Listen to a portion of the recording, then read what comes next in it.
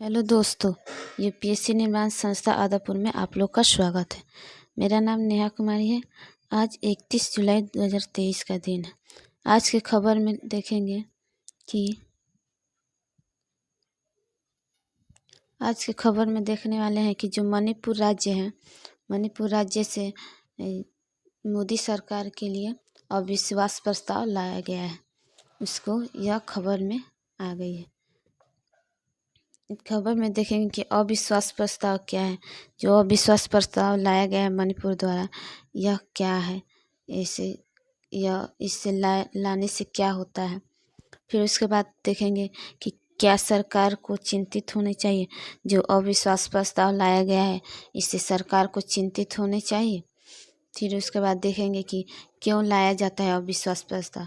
जो अविश्वास प्रस्ताव लाया जाता है वो किस लिए लाया जाता है और क्यों। हमारा जो भारत है वह संसदीय लोकतंत्र है।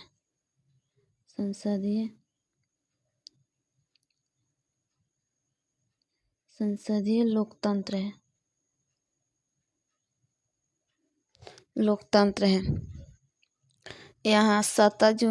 यहाँ किसकी सत्ता होती है। जो लोकसभा होती है, लोकसभा में जिसकी दल बहुमत हो, जिसकी ज़्यादा दल होती है, बहुमत होती है, ज़्यादा बहुमत होती है, तो उसी का सरकार बनती है या उसके हाथों में सत्ता सौंप दी जाती है। इसकी जगह जो हमारे संविधान है उसमें किया गया है। संविधान में इसकी चर्चा की गई है कि जिसको बहुमत प्राप्त हो वही सरकार बना सकती है। इसके लिए जो हमारा संविधान के अनुच्छेद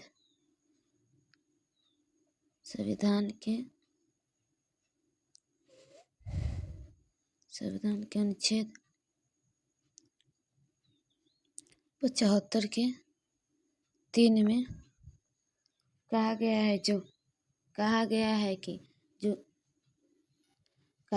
कि जो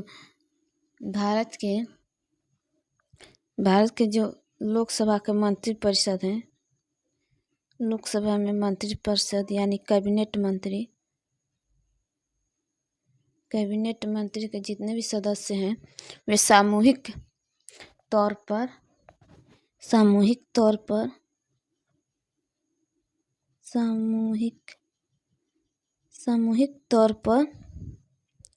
लोकसभा के प्रति उत्तरदायी होंगे। जो लोकसभा के प्रति उत्तरदायी होंगे,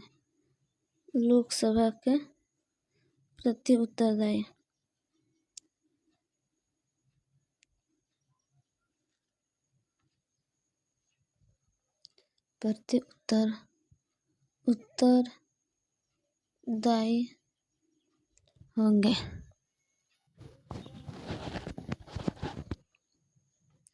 इसके लिए जो लोकसभा क्यों उत्तरदायी होगा, क्योंकि जो लोकसभा का चुनाव होता है, लोकसभा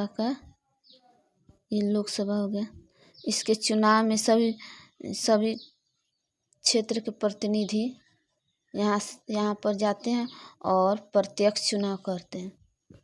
प्रत्यक्ष चुनाव होता है। लोकसभा के जितने भी एमपी होते हैं उनका प्रत्यक्ष चुनाव होता है।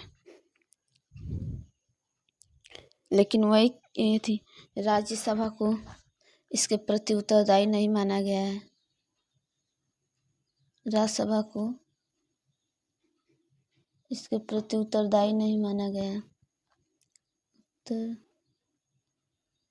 उत्तरदायी नहीं माना गया है क्योंकि ये कितने सदस्य होते हैं जो मनोनीत होते हैं और कितने सदस्य जो होते हैं उनको अलग से वो चुन कर आए रहते हैं। और हर राज्य के क्षेत्र में हर राज्य के विधानसभा से सदस्य यानी एमएलए एमएलए यहाँ पे जाते हैं और ये इनका सदस्य बनते हैं। तो ये विशेष व्यक्तियों का समूह होता है, इसलिए जो लोकसभा तो इसके प्रति उत्तरदायी होती है, लेकिन राज्यसभा इसके प्रति उत्तरदायी नहीं होती। ये और जो अविश्वास प्रस्ताव है, इसको अविश्वास प्रस्ताव, आखिर ये अविश्वास प्रस्ताव क्या है? प्रस्ताव क्या है?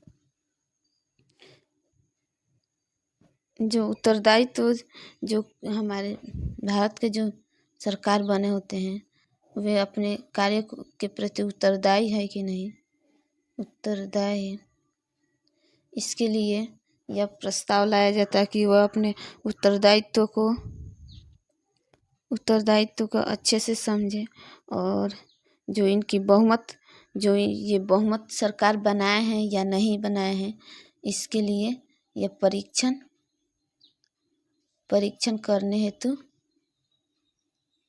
करने हेतु लाया जाता है। जो अविश्वास प्रस्ताव है, अविश्वास प्रस्ताव यह सदन के केवल लोकसभा में ही लाया जाता है। अविश्वास प्रस्ताव लोकसभा में ही लाया जाता है। और यह किनके द्वारा लाया जाता है? जो विपक्षी दल के नेता होते हैं, जो विपक्षी दल के वे विपक्षी दल के जो लोग होते हैं, वे लोग सरकार के प्रति ये अविश्वास प्रस्ताव सदन में पेश करते हैं। सदन में पेश करते हैं। और ये जो अविश्वास प्रस्ताव है, ये कोई भी सांसद ला सकता है। लोकसभा के किसी भी सदस्य के द्वारा यह अविश्वास प्रस्ताव लाया जा सकता है। सिर्फ लोकसभा के सदस्य ही द्वारा। और इसमें जो ये अविश्वास प्रस्ताव लाया जाता है, तो इसके लिए जो सरकार है, वर्तमान में जो सरकार है, वह अपना बहुमत सिद्ध करने के लिए अगर सरकार जो है बहुमत सिद्ध कर देती है तो उसकी सरकार बनी रह जाएगी। सिद्ध कर देती है कि हाँ, कि इतने जो सांसद है ये मेरे पक्ष में है, मैंने अच्छा काम किया है, इसके लिए हम में जो है बहुमत है, तब यह अविश्वास पारित को खारिज किया जा सकता है।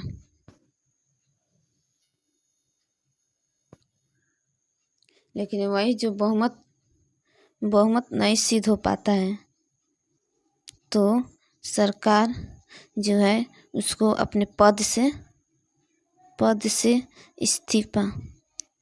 इस्तीफा देनी होगी और वह सरकार सत्ता से गिर जाती है। ये जो अविश्वास प्रस्ताव है, ये भारत के सिर्फ लोकसभा में ही पेश किया जाता है। लोकसभा में पेश किया जाता है, न कि राज्यसभा में। क्योंकि इसका रीजन भी है कि जो प्रधानमंत्री होते हैं या उसके अन्य मंत्री, वे लोकसभा से ही चुने जाते हैं, लोकसभा के ही चुने जाते हैं। तो कोई भी प्रस्ताव लाया जाएगा तो लोकसभा उनको हटाने की चाहे नियुक्ति करने की लोकसभा के ही पास आएगा। इसीलिए यह सिर्फ लोकसभा में ही पेश किया जाता है। और अगर ये जो बहुमत उनको मिल गया तो वे पद पर बने रहेंगे। और जब इनको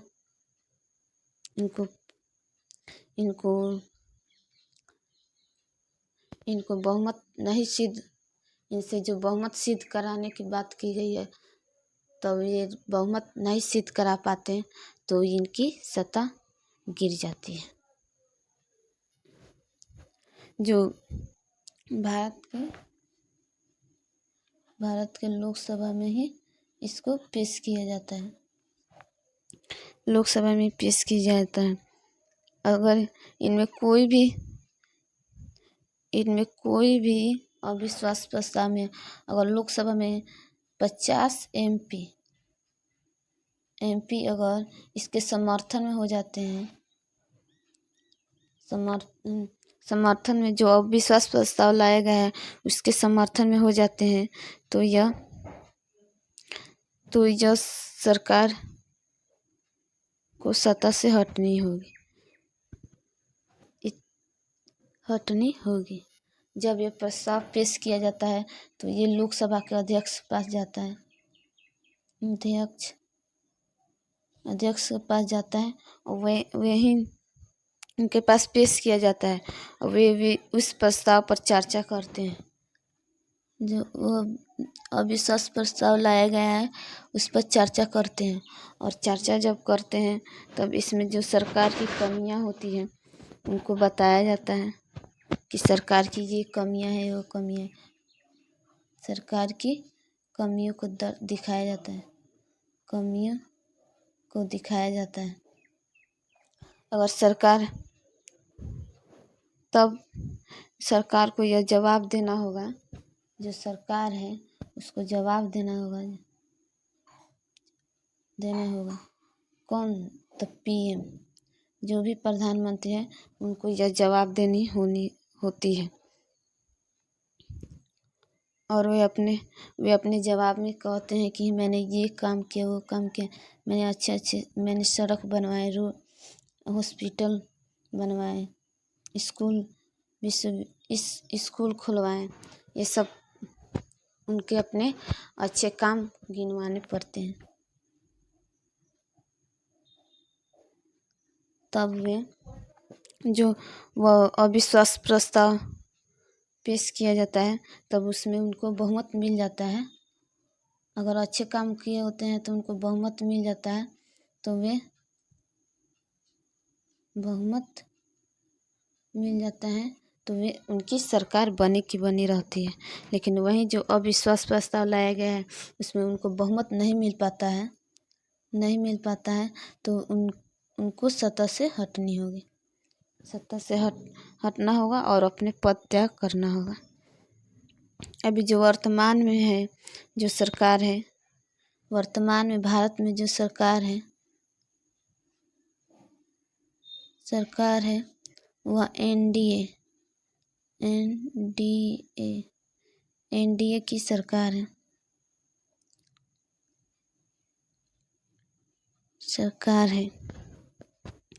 एनडीए की सरकार है जिसमें जो संविधान में इसमें लिखा गया है कि तो बहुमत के लिए 272 सीट चाहिए, लेकिन की ज़रूरत होती है, बहुमत के लिए 272 सीट की ज़रूरत होती है। लेकिन जो अभी जो सरकार है उसमें कम से कम 331 का प्रावधान किया गया है। 331 संविधान में इसका प्रावधान किया गया है, संविधान में किया गया है। लेकिन जो अभी वर्तमान में जो सरकार है वह भाजपा की है।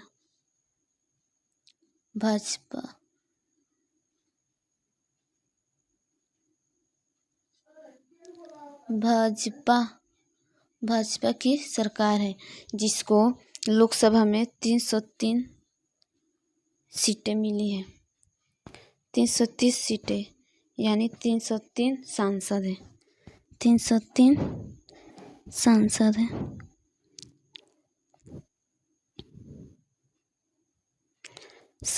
हैं।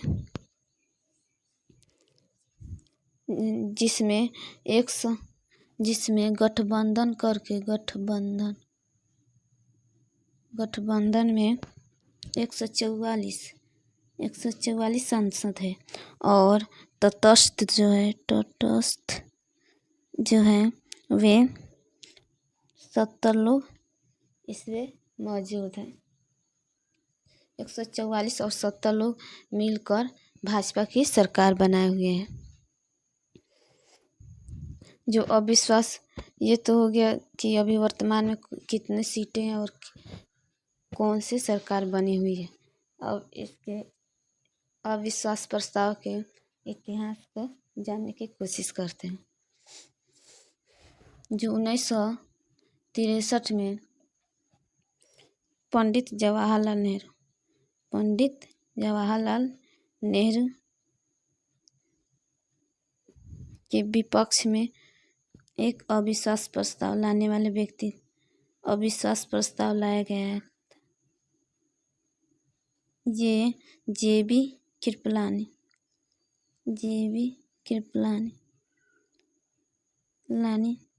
द्वारा लाया गया था।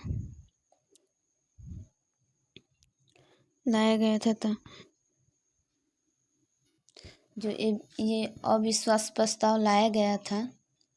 अविश्वास प्रस्ताव लाया गया था। अविश्वास प्रस्ताव लाया गया था। इसमें जो 4 दिनों तक इस पर बहस होती रह गई। 4 दिन तक इस पर बहस होने लगी। बहस हुई लगभग 21 घंटे तक इस पर विचार विमर्श होने लगा। और इसमें जो लोकसभा के सदस्य जिसमें 40 सदस्य इस पर बहस कर रहे थे।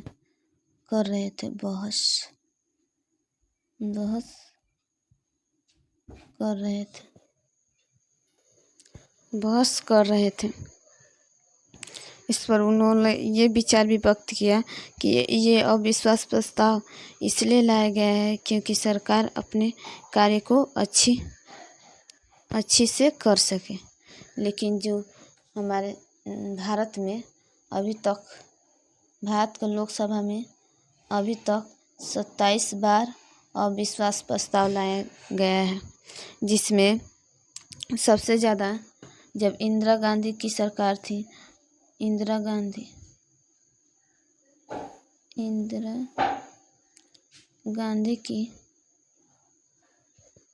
थी, तब 12 बार अविश्वास प्रस्ताव लाया गया था। सबसे ज़्यादा इन्हीं की सरकार थी, तभी अविश्वास प्रस्ताव लाया गया था। लेकिन अभी तक जितने भी अविश्वास प्रस्ताव लाया गया है वह अभी तक सिद्ध नहीं हुआ है। लेकिन एक समय ऐसा था जब मोरारजी देसाई की सरकार थी।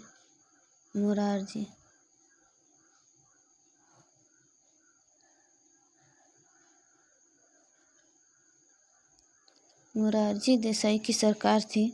उनका 1979 में अविश्वास प्रस्ताव पेश किया गया था। तो अविश्वास प्रस्ताव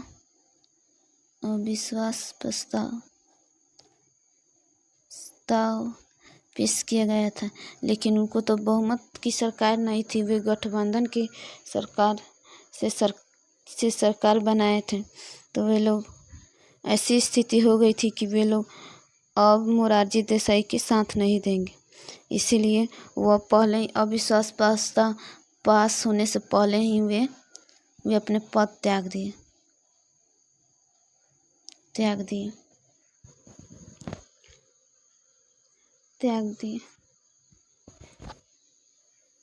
आखिर जो अविश्वास प्रस्ताव है उसको लाया ही क्यों जाता है? तो ये लाया जाता है कि जो भी सरकार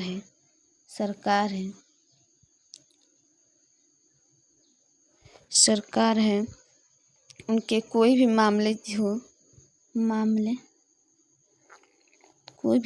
हो उसके प्रति वे अपनी जिम्मेदारी जिम्मेदारी अच्छी से निभा सकें और जो उत्तरदायी सरकार है उत्तरदायी सरकार